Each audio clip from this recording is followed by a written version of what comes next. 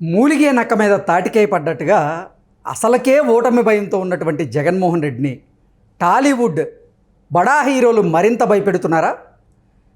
టాలీవుడ్ బడా హీరోలు ఇచ్చినటువంటి పిలుపు మేరకు జగన్మోహన్ రెడ్డిలో ఓటమి భయం రెట్టింపు అయిందా అంటే అవునని సమాధానం ఇస్తున్నారు కొంతమంది రాజకీయ విశ్లేషకులు.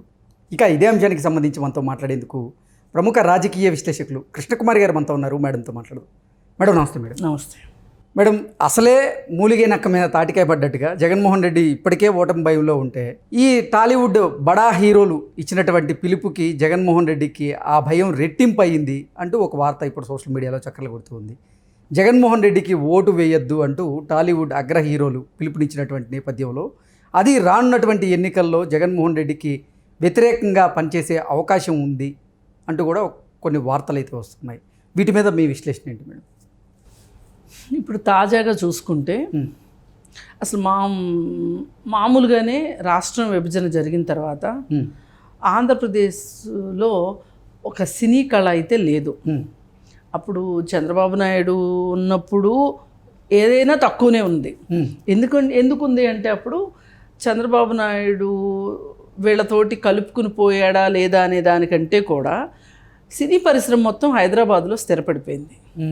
స్థిరపడిపోయిన తర్వాత అడపాదడప అంటే షూటింగ్లు అక్కడే చేస్తారు. మళ్ళీ గమ్మత్తు అదే, ఆంధ్రాలో షూటింగులు చేస్తారు కానీ స్థిర నివాసాలు మట్టుకు హైదరాబాద్లోనే ఉన్నాయి.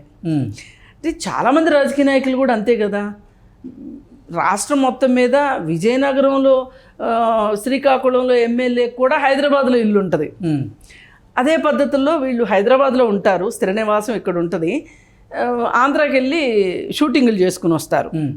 అలాగే వైజాగ్ ఋషికొండ ప్రాంతాన్ని ఈ షూటింగ్ స్పాట్లుగా తయారు చేయాలి అని రామానాయుడు ఎప్పటి నుంచో అనుకుని ఆయన ల్యాండ్ కొన్నారు కూడా. అక్కడ ల్యాండ్ కొని ఏదో స్టూడియో కడదాము అనుకుంటే చంద్రబాబు నాయుడు గవర్నమెంట్లో ఆయన అనుకునే లోపు పదవీకాలం అయిపోయింది. అంటే వీళ్ళు కొంచెం వెళ్ళాలా వద్దా అని ఆలోచిస్తా ఇక చివరికి జగన్మోహన్ రెడ్డి వచ్చిన తర్వాత ఆ ల్యాండ్కి సంబంధించి అసలు ప్రతి భూమిని వివాదాస్పదం చేశారు వైజాగ్లో. ఎందుకంటే వాళ్ళకి కన్ను ఉంది.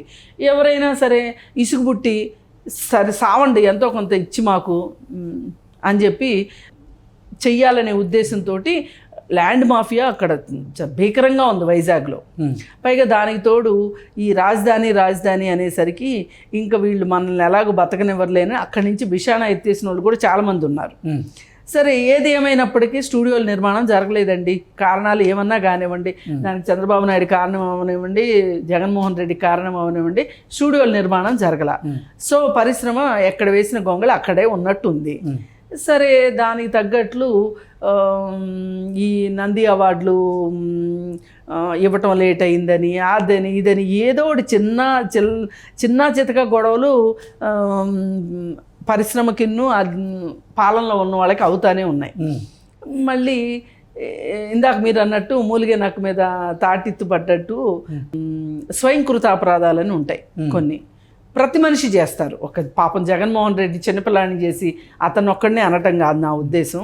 స్వయంకృత అపరాధాలు ఎలా ఉంటాయి అంటే అధికారంలోకి వచ్చేసేసరికి బాగా కళ్ళు నెత్తికెక్కేసేసి కళ్ళకి మాయపొరలు కమ్మినాయి అంటారు పల్లెటూరుల భాషలో.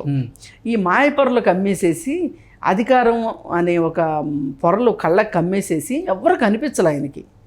ఆ ఎవరు కనిపించిన వాళ్ళల్లో సినిమా యాక్టర్లు కూడా ఉన్నారు. సినిమా యాక్టర్లకు ఎలా ఉంటుందంటే వాళ్ళ ఇగో ఎలా ఉంటుందంటే ఎక్కడికన్నా వెళ్ళనివ్వండి, రాజకీయ నాయకుడిని చూడడానికి వచ్చే జనాల కంటే కూడా సినిమా యాక్టర్లను చూడడానికి జనాలు వస్తారు. అది షూటింగులు జరుగుతున్నాయా, వాళ్ళ ఇళ్ళ, లేకపోతే ఇప్పుడు ఒక రాజకీయ నాయకుడి ఇంటి ముందు ఎవరుంటారు? ఏదైనా ఆఫీసుల్లో పనులు ఉన్నవాళ్ళు కావచ్చు, లేకపోతే ఏవో బాధలు కష్టాలు ఉన్నవాళ్ళు ఉంటారు. ఏ బాధలు కష్టాలు లేకుండా కూడా ఒక్క సినిమా యాక్టర్లు ఇళ్ళ ముందే మనుషులు పడిగాపులు పడతా ఉంటారు. మరి అలాంటిది ఆ స్టార్డమ్ వాళ్ళు చూసిన తర్వాత, ఆ గ్లామర్ని దీన్ని ఎంజాయ్ చేసిన తర్వాత వాళ్ళు ప్రతి ఒక్కళ్ళ దగ్గర ఇలాగే కోరుకుంటారు. అంటే అది వాళ్ళకి తెలియకుండా ఆ మెదడు అలానే స్వీకరిస్తుంది అన్నమాట. అయితే అలాంటి పరిస్థితుల్లో అంటే వాళ్ళ ఫీలింగ్స్ని ప్యాంపరింగ్ అంటారు. ముద్దు జరుగుతూ ఉంటుంది. వాళ్ళకి ఇష్టం ఉన్నా ఇష్టం లేకపోయినా, వాళ్ళ అభిప్రాయాలతో సంబంధం లేకుండా, వాళ్ళ ఖాళీ సమయాలతో సంబంధం లేకుండా, మరి పిచ్చి జనాలు అనాలి మంచి జనాలు అనాలి తెలియదు కానీ అభిమానుల పేరుతోటి వాళ్ళు ముద్దు చేస్తూ ఉంటారు. అయితే వాళ్ళు అదే కోరుకుంటారు కూడా, తెలియకుండా ఇంకా అది వాళ్ళల్లో ఆవాహన అయిపోయి ఉంటుంది అది. అయితే సరే, మామూలుగా అయితే ఏ ముఖ్యమంత్రి అయినా సరే సినిమా వాళ్ళని ఒకంత బాగా చూసుకుంటారు. అది వాళ్ళకి మనసులో గ్లామర్ అంటే ఇష్టం ఉండి కాదు, ఏమో ఎప్పుడు ఎవరితో ఏ అవసరం పడుతుందో, ఎందుకు వచ్చింది అనే ఉద్దేశంతో జాగ్రత్తగా ఉంటారు.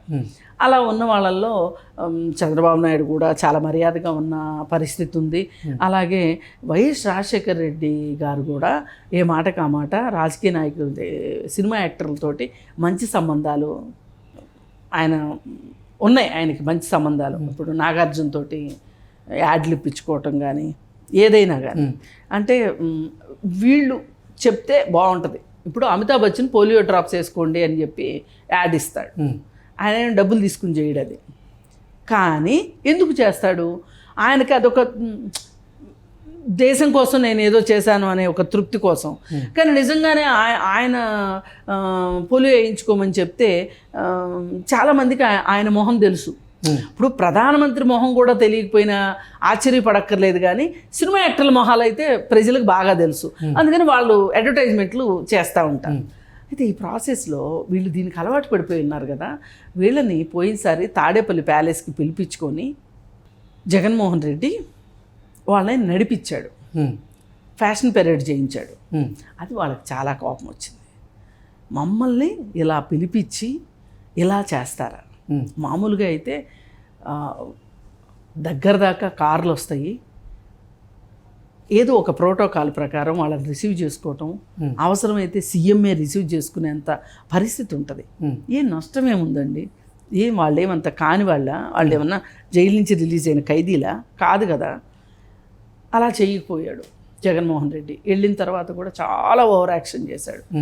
లోపలికి వెళ్ళిన తర్వాత మాట్లాడే విషయాల్లో కూడా చాలా, అసలు ఇదేదో ఇజ్రాయెల్ కన్ను పాలస్తీనాకు మధ్య చర్చలు జరుగుతున్నంత సీరియస్నెస్ చూపించాడు అక్కడ. చూపిస్తే వీళ్ళు కూడా ముళ్ళ మీద కూర్చున్నారు. కానీ తప్పదు, అవసరం ఉంది, అతని చేతిలో పనులు ఉన్నాయి. ఏంటి అంటే టికెట్ రేట్లు తగ్గించిన సందర్భం అది. మరి టికెట్ రేట్లు తగ్గిస్తే కనుక, వసూళ్ళు పడిపోతే కనుక మళ్ళీ అది ఎక్కడికి వెళ్తుంది? వెళ్ళి హీరోల రెమ్యూనరేషన్ దగ్గరికే వెళ్తుంది. అందుకోసం అని చెప్పి వాళ్ళు ఏం చేశారు అంటే మాట్లాడటానికి వెళ్ళారు. అవసరం అంది కదా, పోనీ లొంగుందాం, పోనీ అని వాళ్ళు సర్దుబాటు చేసుకున్నారు.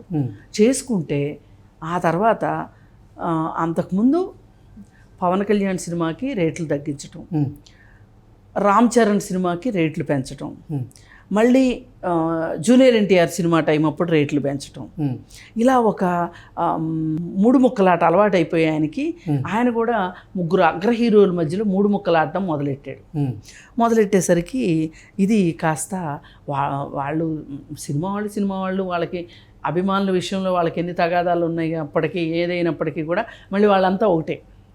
వాళ్ళు ఆ మాట కూడా చెప్తుంటారు, అరే మా కోసం కొట్టుకు చావబాకంటారా, మేమంతా ఒకటేరా అని. అయితే ఇక వాళ్ళు మనసులో బాధ పెట్టుకున్నారు. ఇది సరిపోనట్లు ఇంకొంచెం ఓవర్ యాక్షన్ ఏం చేశారంటే, పవన్ కళ్యాణ్ని దెబ్బతీస్తున్నాము అనే ఒక ఉద్దేశంలో వాళ్ళు సాక్షాత్తు రాజ్యసభలో విజయసాయిరెడ్డి చర్చ పెట్టాడు, ఈ హీరోలకి ఇంత రెమ్యూనరేషన్ ఎందుకు ఇవ్వాలి అని. అసలు ఇప్పుడు ఈయన ఎవరి తరఫున వకాల్తా పట్టుకున్నాడు? ఇప్పుడు సినిమా ఇండస్ట్రీ అంటే మీకు ఏదో ఒక 4 హీరోలు, లేకపోతే 4 ప్రొడ్యూసర్లు, 4 డైరెక్టర్లు కనిపిస్తారేమోగా. కానీ మీకు అర్థం కావాల్సింది ఏంటి అంటే, 24 క్రాఫ్ట్స్లో ఉండే కార్మికుల దగ్గర నుంచి థియేటర్ల దగ్గర బడ్డీ కొట్లు పెట్టుకుని జీడీలు అమ్ముకునేవాళ్ళు, బజ్జీలు అమ్ముకునేవాళ్ళు, ఒక్కపడి అమ్ముకునేవాళ్ళు, మొక్కజొన్న కండీలు అమ్ముకునేవాళ్ళు.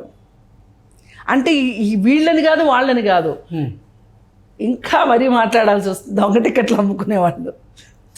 అందరూ ఆ పరిశ్రమ మీద ఆధారపడి ఉన్నారు. అందుకే దాన్ని పరిశ్రమ అన్నారు, సినిమా ఇండస్ట్రీ అన్నారు. మరి ఆ ఇండస్ట్రీలో నువ్వు తీసుకునే ఒక పిచ్చి నిర్ణయం వల్ల అంటే చాలామంది తొగ్గులకు అనకుండా జగ్గులకు అంటున్నారు కదా, నీ జగ్గులకు విధానాలతోటి నువ్వు పవన్ కళ్యాణ్ మీద నీ కోపం, అది అందరి మీద వేసి రుద్దటం అనేది ఏదైతే ఉందో దాన్ని సినిమా యాక్టర్లు జీర్ణించుకోలేకపోయారు. ఓకే. సో వాళ్ళు టైం కోసం ఎదురు చూస్తూ ఉన్నారు. సరే ఎన్నికలు రాకపోతాయా, మా అవసరం పడకపోతుందా, అప్పుడు చూస్తాం, అప్పుడు చూసుకుంటాం నీ సంగతి అని చెప్పి ఆగి ఆగి ఆగి ఇప్పుడు వేశారండి అణుబాంబు జగన్మోహన్ రెడ్డి మీద. ఓకే. లాస్ట్ మినిట్ వరకు ఎవరు ముందు పిల్లి మెడలో గంట కడతారా అని చూశారు. చిరంజీవి పిల్లి మెడలో గంట కట్టాడు, 5 కోట్లు డబ్బులు ఇచ్చాడు, ఒక వీడియో రిలీజ్ చేశాడు, 11వ తారీఖు నేను పిఠాపురం వెళ్తున్నాను అని చెప్పి అనౌన్స్ చేశాడు. దాంతో ఇంకా ఒక్కొక్కళ్ళు బయటకు వచ్చారు. బయటకు వచ్చి అందరూ సంఘీభావం తెలిపి ఇప్పుడు జగన్మోహన్ రెడ్డికి వ్యతిరేకంగా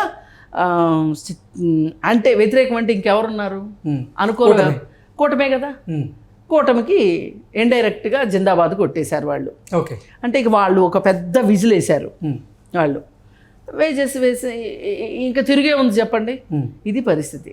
అయితే దీనిలో ఇంకొక కొసమెరుపు ఏంటి అంటే ఈ మధ్య ఏమండి జబర్దస్త్ వాళ్ళందరూ బాగా తెలుగుదేశానికి కూటమికి బాగా ప్రచారం చేస్తున్నారంట కదా అని రోజాని అడిగితే వాళ్ళెంత అండి, 4th rated పీపుల్, వాళ్ళు చెప్తే ఏదో కామెడీ చేసుకుంటున్నారు, చేసుకునేవ్వండి వాళ్ళని అని మాట్లాడింది. అసలు జబర్దస్త్ షోల్లో వాళ్ళకంటే ఎక్కువ కామెడీ చేసింది ఈవిడ. సరే ఈ కామెడీ పీస్ని చూడలేక జనాలు చచ్చారు. అలాగే జగన్మోహన్ రెడ్డి కూడా ఒక నిర్ణయం తీసుకున్నాడు, ఆవిడని మంత్రివర్గంలో వేసి జబర్దస్త్కి వెళ్ళనివ్వకోకుండా. అంటే మనం గుర్తుపెట్టుకోవాల్సింది ఏంటి అంటే ఎవరిని తక్కువ అంచనా వేయకూడదు. ఎప్పుడు ఎవరితో ఏ పని పడుతుందో అని చెప్పి మనము ఒకంత పొగరు చూపించకూడదు. జాగ్రత్త పడమని చెప్పను, పొగరు అనవసరం. ఇది ఇప్పుడు ఆ సార్కి తత్వం బోధపడేసరికి సమయం లేదు మిత్రమా.